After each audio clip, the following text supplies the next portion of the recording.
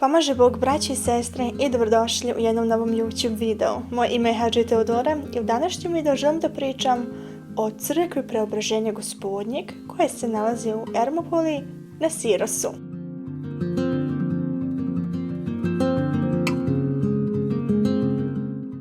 Siros je jedno ostrvo u Grčkoj. Tamo smo bili prošle godine na ljeto. Ja i sestra smo spontano odlučile da želimo da odemo do Sirosa, dok je majka sa drugom sestrom ostala na Tinosu. Bukirali smo dan prije naš trajekt i odlučili jednostavno da idemo na Siros. Siros se u suštini nalazi direkt preko puta Tinosa, tako da je vožnja trajala možda oko pola sata.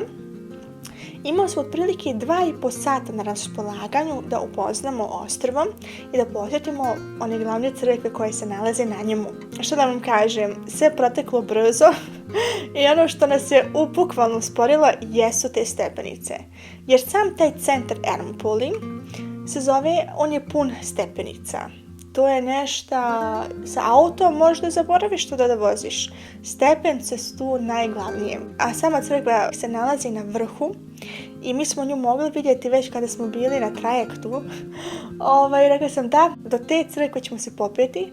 U suštini bila je udaljena 1,2 metara od same luke, tako da što se tiče sa dužine, kilometraže nije sad bilo nešto daleko, ali morali smo da se pejemo u stepenice. To je bilo zaista haos i onih svakih 30 stepenica morali smo napraviti pauzu, jedan opet polako i opet pauzu i naravno odlučili smo da baš idemo u to vrijeme kada je najvruće, to poslije podne, kada sunce pakleno gori. Još je bilo, kako je mjesec, jul. Tako kada smo vidjeli da nema više dugo do crkve, jedva sam čekala kada ćemo stići. I kada smo došli, morali smo opet ići skroz okolo do samog ulaza crkve. I kada smo ušli unutra, mislila sam da ćemo se malo raskladiti u crkvi, ali u crkvi je također bilo toliko vruće, ja sam sva bila mokra. I ona baka koja je prodala svijeće kad je vidjela nas crvene kao paprike, malo se pogledala, ali nju sam ignorisala, nego sam samo jednostavno počela da cjelivam ikone, da blagodarim Gospoda da smo najpred došli, da je crkva je otvorena i tu nismo bili 100% sigurni jer je prethodna crkva bila zatvorena, iako je pisalo da je otvorena, tako da smo se nadali da će ta crkva skroz gore na vrhu biti također otvorena, a što nas je još više obradovalo.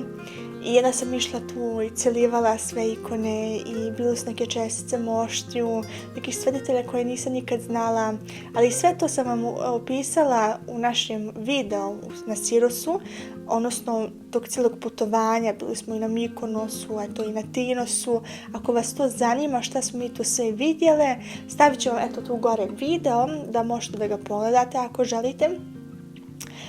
Onda smo sjele. Bili smo neko vrijeme unutra, nismo se htjeli previše zadržavati jer nam jednostavno vrijeme ističe i moramo se vratiti nazad i obići još jednu crkvu. Tako da smo polako i izašli napolje. Tu smo sreli 2 ljudi, muž i žena, od nekih starih srednjih godina u tom fazonu. I oni se slikali ispred crkve i bio taj plato, pa smo mogli vidjeti jedan dio ostrva, tu smo se i mi slikale, ja sam snimala. I sjećam se kada smo došli do druge crkve i njih smo tamo sreli smo ih ponovo na luci i čak smo zajedno se vratili nazad za Tinos, tako da je to baš bilo zanimljivo da smo se uvijek sreli. Nismo puno nešto pričali, samo svaki put kada smo se vidjeli smo se nasmijali jedno na drugog i da, nikakvu konverzaciju zaista nismo vodili. Tako da što da vam kažem, Siros se zaista vrijedi posjetiti kao ostrvo. Možete uvijek sa bilo kojim trajektom da dođete na Siros, da li iz Atine, da li iz Mikonosa, da li iz Tinosa, Androsa, do ta sva ostrva koja su okolo, ta frekvencija prema Sirosu je veoma dobra i idu svakodnevno neki trajekti prema Sirosu, ali jednostavno morate da znate da se sam centar Sirosa, to jest Ermopoli, jednostavno napravljen je samo od stepenica, bukvalno nije baš lako hodati po Sirosu. I da, to je ono što vam ja mogu da kažem, a mi se vidimo u sljedećem videu. S Bogom, amin.